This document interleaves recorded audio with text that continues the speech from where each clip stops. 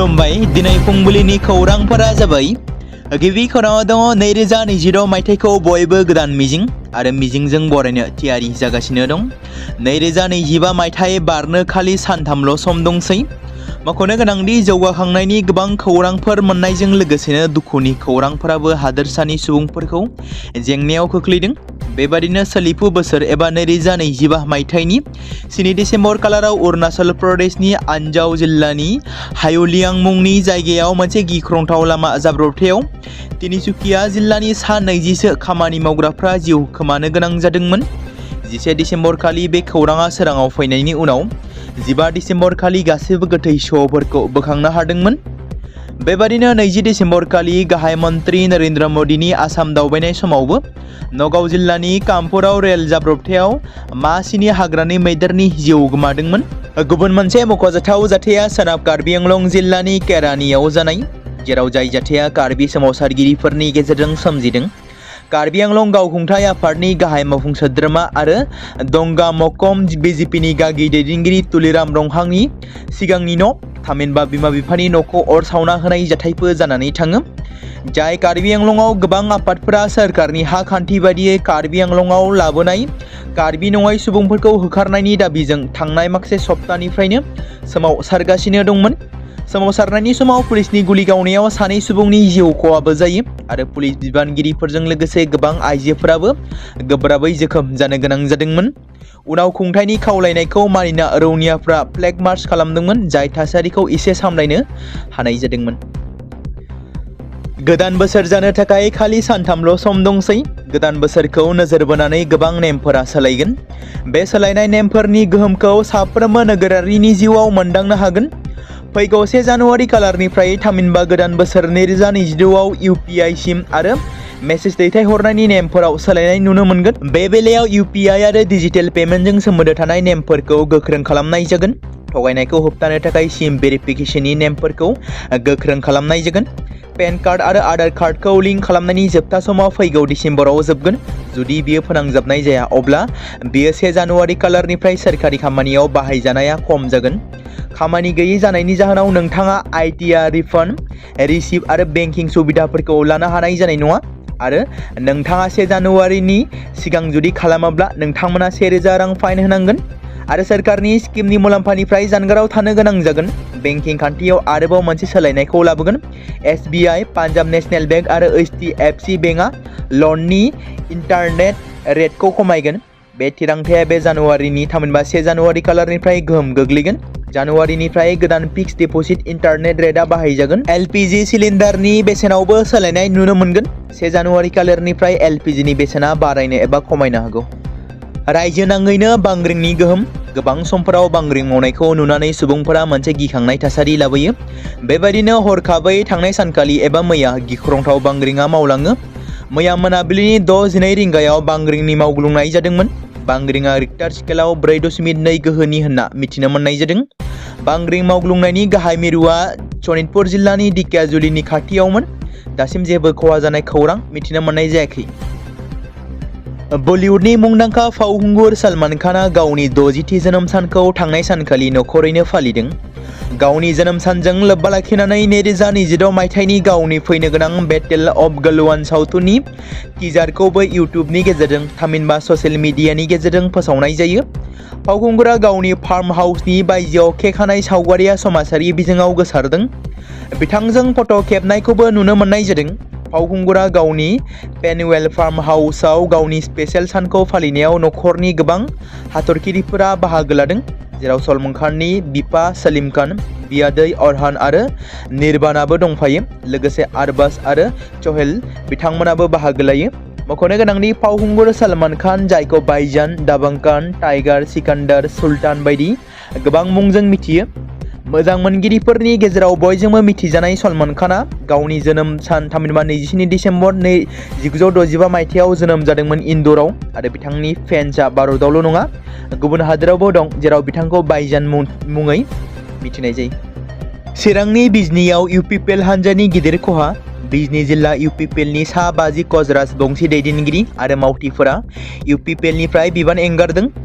कच राजबंशीजों लोगोसे मोनद' हारिनि एसटि होनांगौनि एबा एसटि खालामनांगौनि सायाव इउपिपिएल राजखान्थि हान्जानि थांखिखौ गोजोननाय गैयै फोरमायना बिजनी जिल्ला इउपिपिएलनि नेहाथारि अमर राय, अबिजि सेलनि आफादगिरि परमेश्वर राय, लेङाइ आफादगिरि धनन्जय राय, अर्गेनाइजेशन सेक्रेटारि अनन्त राय, मानास सेरफां ब्लकनि इउपिपिएलनि गाहाय नेहाथारि सीमन्त बर्मन, थुरिबारि ब्लकनि इउपिपिएलनि अर्गेनाइजेशन नेहाथारि दिबाकर राय बिथांमोना बिबान एंगारबाय।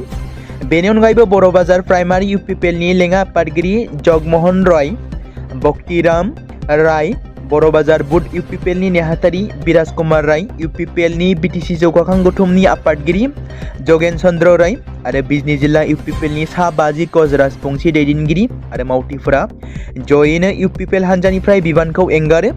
मोनसे खौरां मेलनि गेजेरजों बिबान एंगारनायखौ फोरमायदों राजबंशी हारिनि दैदेनगिरिफ्रा। गोबां समफोरावनो बांलादेशनि माखासे गोजौ थाखोनि दैदेनगिरिफ्रा सा सानजा भारतखौ एबा आसामजों लोगोसे मोनसेनि हादोरसाखौ बांलादेशजों सरजाबनायनि खोथा बुंबोबाय थानायखौ नुनो मोन्दों। बेखौ लानानै भारतनि गोबां दैदेनगिरिफ्रा अजद दिखांबोदों। बावैसो सिगां बांलादेशआव जालांनाय गिख्रंथाव थासारिखौ नोजोर बोनानै भारत बांलादेश सिमायाव रैखाथि गोहोखौ बांहोनाय जादों, जेराव गोबां बांलादेशिफोरा आयेन बेरेखायै सा सानजा भारतआव हाबफैखुमानायखौ नोजोर बोनानै हादोरसा सिमाफोरावबो गोख्रों रैखाथि थिसननाय जादों। बांलादेशनि थासारिया दासिमबो मोजां फारसे फैयाखै। थांनाय माखासे सान सिगाङाव इनायै हिन्दु सुबुंखौ बुथारनाय जाथाया गासै मुलुगावनो गोसारनायनि उनाव गुबुन गुबुन हादोराव बेनि हेंथायै सोमावसारदों। बेबायदिनो आसामजों लोगोसे गुबुन गुबुन रायजोआवबो सोमावसारदों। हिन्दु सुबुंखौ इनाय खालामबाय थानाय जाथाया बांलादेशआव गोदान जाथाय नङा, जेराव गोबां समफोरावनो हिन्दु सुबुंखौ गाग्लोबबोनाय जाथाया दिनैनि दिनाव गोदान बाथ्रा नङा होननानै बुंनो हायो। मख'नो गोनां बाथ्रादि भारत पाकिस्तानजों दावहा जानायनि उनाव फिन आरोबाव बांलादेशजों मोनसे दाङाबाजि थासारि सोमजिगोन नामा, बेखौ लानानै समाजारि बिजोङाव सावरायदों। 2026 मायथाइनि बिधान सभा बिसायख'थिखौ लानानै राजखान्थि दोलोफोरनि गेजेराव सानखांनाय आरो सावरायनाया सोलिगासिनो दं। हास्थायनाय आरो बिजाथिफ्रा सुबुंफोरनि गेजेराव गोसो गुदुं दिन्थिदों, जेराव खुंथायाव थानाय दोलोआ गावनि मावखान्थिफोरखौ थियारि खालामगासिनो दं। बेरेखा दोलोफोराबो खौसे जानो नाजागासिनो दं, नाथाय बेरेखा दोलोनि गोरोबलायनाया मोजाङैनि थाखाय मैया रायजो दलनि दैदेनगिरि आरो एमएलए अखिल गगैआबो लखिमपुरनि नबायसा बियाबाव दोलोनि बिजाथिखौ रायजो राजाफोरनि सिगाङाव सिनायथि होदों। लखिमपुरनि आजादाव रायजो दलनि बाहागो लानाय हाबाफारियाव अखिल गगै बिथाङा हरिकान्त दास मुंनि सासे दोलोनि मावथि सोद्रोमाखौ सिनायथि होयो, जाय बिथाङा बे बाराव बिधान सभा बिसायख'थियाव बाहागो लानो थाखाय थियारि जादों आरो बिथांनि थाखाय रायजो राजाफोरनि मदद बिदों आरो बे हाबाफारियाव 200 सुबुंफोरा रायजो दलाव बाहागो लादोंमोन। अखिल गगैआ बेखौबो बुङोदि 100% थि बेरेखा दोलोफ्रा खौसे जागोन। बे सायाव आरोबाव बुंबावनाय बायदिब्ला जों जेसेबां थाब खौसे जागोन खामानि मावनाया एसेबांनो गोरलै जागोन। 2026 मायथाइयाव आसामाव मोनसे गोदान सोरखार दानाय जागोन। जों बै बियाबफोरनिफ्राय बिसायख'थि गेलेगोन जेराव बेरेखा दोलोनि खौसेथि प्लेटफर्मनि सिङाव देरहानायनि खाबु दं होनना बिथाङा बुंदों। जों मुगैलायनो जोनोम मोननाय नङा, खौसेयै थांना थानो थाखायसो जोनोम मोनदों। बे बाथ्राखौ बुंदों बिटिआरनि बारग' सीएम प्रमद बर'। सैथो देरहानाया गुबुनखौ फेजेननायनि बाथ्रा नङा, नाथाय जों खौसेनिबो गेजेराव सोमजिनाय हिंसानि थासारिखौ फोजोबस्रांनायसो बाथ्राखौ बुंदों प्रमद बर'। बिटिआरनि बारग' सीएम प्रमद बर'आ समाजारि बिजोङाव माखासे गावनि बेसेन गोसा सोदोबफोरनि लिरबिदांखौ ससियेल मिडिया थामहिनबा गावनि फेसबुक पेजनि गेजेरजों फोसावदों। मैया चिरां आइ दैमानि रुगुङाव थानाय हाग्रामा दालाङाव आइ दैमा फोरबोखौ बिटिसिनि हाग्रा बिफाननि मावफुं सोद्रोमा पानिराम ब्रह्म आरो दावबायारि बिफाननि मावफुं सोद्रोमा धीराज बरगयारी लोगोसे चिरां जिल्ला बेंगिरि जतिन बराया बेखेवनानै होयो। आइ दैमा फोरबोआ दिनैनिफ्राय एबा मैयानिफ्राय 12 साननि थाखाय खुंफुंजागोन। बेनि सिगां बे थावनियाव दैजिं फोरबोखौ खुंनाय जायोमोन। इउपिपिएल सोरखारनि सिङाव थांनाय 5 बोसोरनि गेजेराव दैजिं फोरबोखौ बन्द खालामनाय जादोंमोन। थांनाय काउन्सिलनि बिसायख'थिनि समाव हाग्रामा महिलारिया खोथा होनाय बादियै बिपिएफआ गोहोआव फैयोब्लानो दैजिं फेस्टिभेलखौ खुंनाय जागोन होननानै बुंदोंमोन, नाथाय समनि आंखालनि थाखाय दैजिं फेस्टिभेलखौ खुंनो हायाखैमोन। बेनिखायनो आइ रिभार फोरबोखौ खुंफुंनायनि राहा खालामनाय जादों होनना बिटिसिनि मावफुं सोद्रोमा पानिराम ब्रह्म बिथाङा बुंदों। मैयानि फोरबो बेखेवनाय समाव चिरां जिल्लानि जिल्ला बेंगिरि जतिन बरा बिथाङा लाइमोन आइकन सुपारस्टार रुंसारि जुबिन गार्गनि मान बावनाय थावनिखौ बेखेवो, लोगोसे जुबिननि मान बावनायनि लाहार फाहारखौबो रायजो राजाफोरनि सिगाङाव बेखेवनानै खोथा होयो। बे फोरबोआव गोदान मुगानि मीना बाजार, एक्सपो, इसान आरो सि शिल्पनि हाथाइ आरो गुबुन गुबुन हारिमुवारि दिन्थिफुंनाय नुनो मोनगोन होनना बुंदों।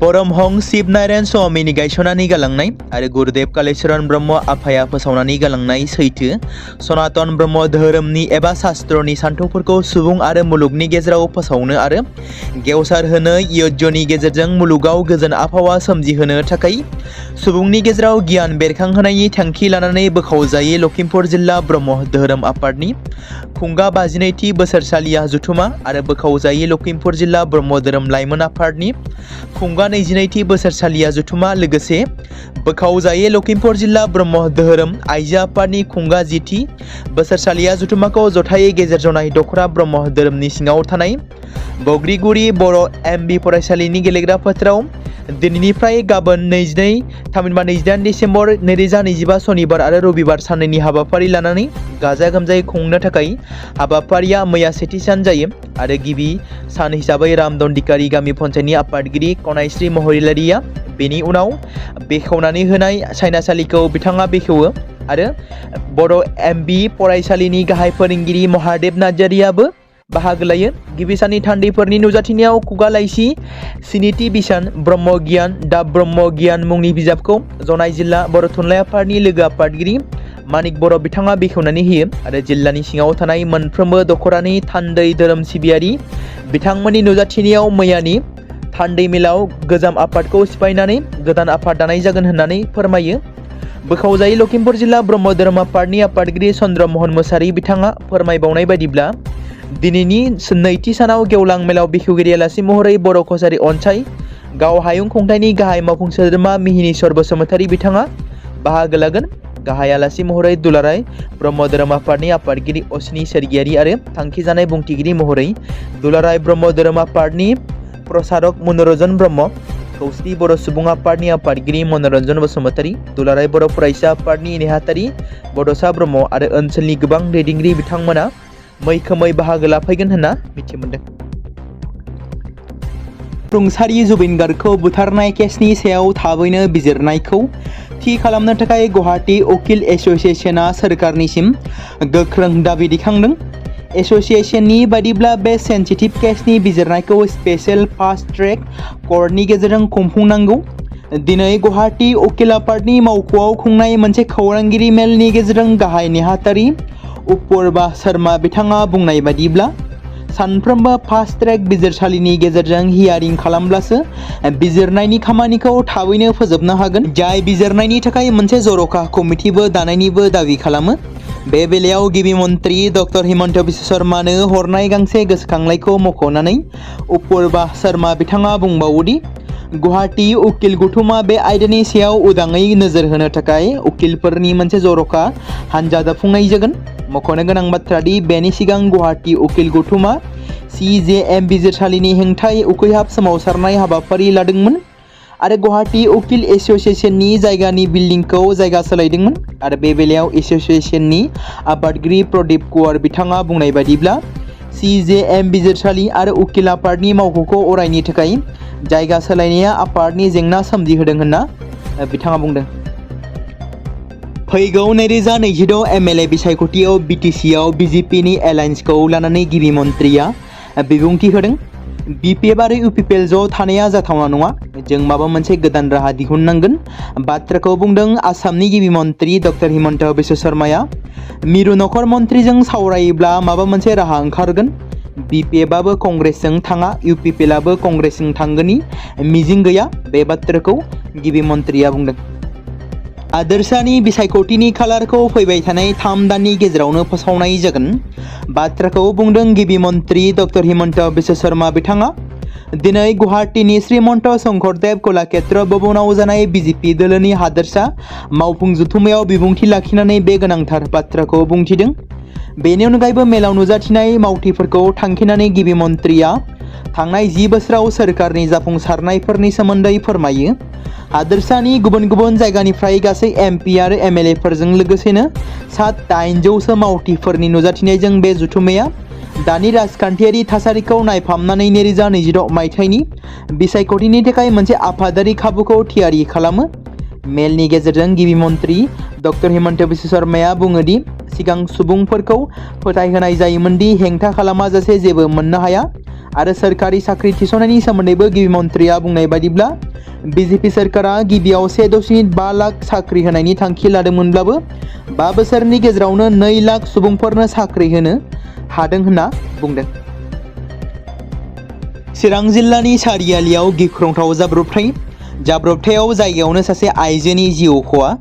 जिउ गोमानाय आइजोखौ थाइजौबारि गामिनि मन्जुला बसुमतारी होनना सिनायथिनाय जादों। जाथायनि सायाव मिथिनो मोननाय बायदिब्ला रुनिकाटानिफ्राय सान्तिपुर फारसे गोख्रैथिजों खारबोबाय थानाय गंसे कारआ मन्जुला बसुमतारीखौ सौख्लायलांदों होनना मिथिहोदों आरो लोगो लोगो जायगायावनो मन्जुला बसुमतारीया जिउ गोमायो। दुखुनांथाव बाथ्रा दि जिउ गोमानाय आइजोआ 3 गथ'फोरखौ गालांनानै आरो सासे उन्दै गाइखेर जाफुनाय गथ'खौ नागारनानै मुलि लायनो थांदोंमोन। दायनिगिरिफोरखौ रुनिकाटा पुलिसआ हमनो हाबाय होनना मिथिमोनदों। तामुलपुर जिल्ला बर' थुनलाइ आफाद आरो कुमारिकाटा दखरा एबसुनि बोसोरारि जथुम्माया दिनैनिफ्राय जागायबाय।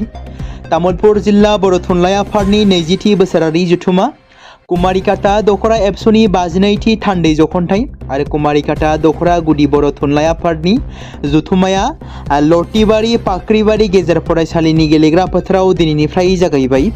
हाबाफारिनि गिबि सान बादियै दिनै गाहाय दरखं मोखांखौ ओनसोलनि समाज सिबियारि रंजाखुंगुर बसुमतारीया बेखेवनानै होयो।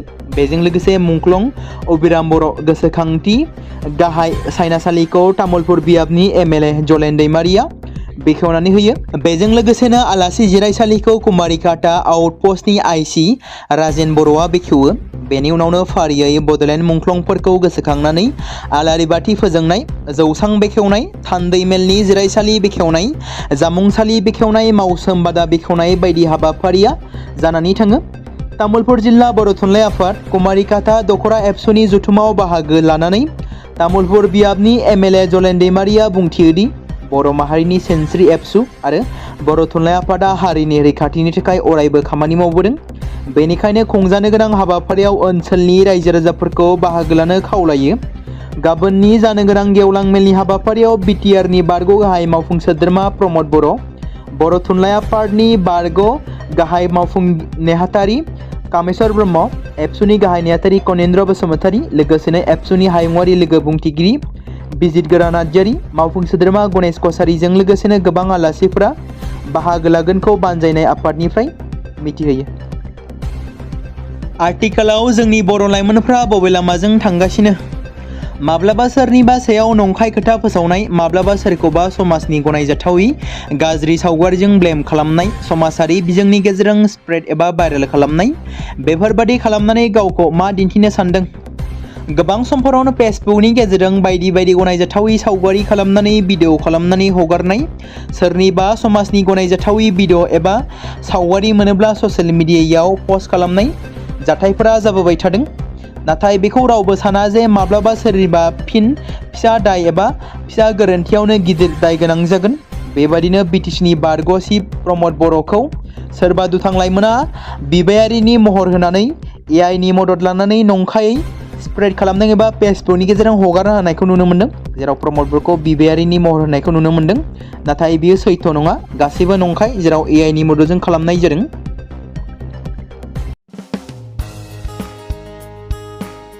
बे समाव मोनसे गोनां फोसावथाय बर' सावथुन नायनानै मोजां मोनग्रा गासै बर' रायजो राजाफोरनि गेजेराव लानानै फैदों मोनसे बर'नि OTT प्लेटफर्म गोनां, जाय प्लेटफर्मनि गेजेरजों नोंथांमोना बर'नि गोजाम सावथुनफोरखौ नुनो मोनगोन। थांनाय माखासे बोसोर सिगां बर'नि गेजेराव लानानै फैनाय निउबो एप बायदिनो फिन आरोबाव लानानै फैदों बर' रायजो राजाफोरनि थाखाय। बे बाथ्राखौ मख'नाया गोनांदि 2025 मायथाइनि जानुवारि दानाव ओंखारनाय आंगो स्ट्रिम मुंनि मोनसे OTT प्लेटफर्म गोनां निउबो एपनि गेजेरजों नोंथांमोना गोबांथार बर'नि सावथुनफोर जेरै ट्रेजेडि, रमान्टिक, एक्सन आरो कमेडिजों बुंफबनाय सावथुनफोरखौ नुनो मोनगोन। जेरै सनानि नखर, थांखि गैयै समाज, अनसुला आफा, हिर', बिमा बायदि बाजै, अर, थैसाम, वान्टेड, संदान आरो रं नाम्बार बायदि सावथुनफोरा मख'जाथाव। बेफोर सावथुनफोरखौ नायनो थाखाय नोंथांमोना गिबियावनो आंगो स्ट्रिम एपखौ गावनि मबाइलाव थानाय प्ले स्ट'रनिफ्राय डाउनल'ड खालामनानै लोगोसे इनस्टल खालामनानै गावनि मबाइल नाम्बारजों लग इन खालामनानै लाग्रोनांगोन। बेनि उनाव नोंथांमोना गोबांथार नुनो मोनै सावथुनफोरखौ गुगोल पे, फन पे आरो पेटिएमजों रं नाम्बार सावथुनखौ नायनो थाखाय 60 रां आरो संदान सावथुनखौ नायनो थाखाय 80 रां, वान्टेड सावथुनखौ नायनो थाखाय 60 रां, थैसाम सावथुनखौ नायनो थाखाय 60 रां बेबायदिनो गोबांथार नुनो मोनै सावथुनफोरखौ नायनो थाखाय सुबिदा खालामनानै होदों आंगो स्ट्रिम प्लेटफर्मा। फिन नोंथांमोननि गेजेराव फोरमायबावनो लादों बर' सावथुन नायनानै मोजां मोनग्रा गासै बर' रायजो राजाफोरनि गेजेराव लानानै फैदों मोनसे बर'नि OTT प्लेटफर्म गोनां, जाय प्लेटफर्मनि गेजेरजों नोंथांमोना बर'नि नुनो मोनै सावथुनफोर जेराव गोदान गोजाम सावथुनफोरखौ नुनो मोनगोन। बे बाथ्राखौ मख'नाया गोनांदि 2025 मायथाइनि जानुवारि दानाव दिहुनजानाय आंगो स्ट्रिम मुंनि मोनसे OTT प्लेटफर्म गोनां एपनि गेजेरजों नोंथांमोना गोबांथार बर'नि ट्रेजेडि, रमान्टिक, एक्शन आरो कमेडिजों बुंफबनाय सावथुनफोरखौ नुनो मोनगोन। जेरै रं नाम्बार, संदान, वान्टेड, थैसाम, अर, बिमा बायदि बाजै, हिर', अनसुल आफा, थांखि गैयि समाज, सनानि नखर बायदि बायदि सावथुनफ्रा मख'जाथाव।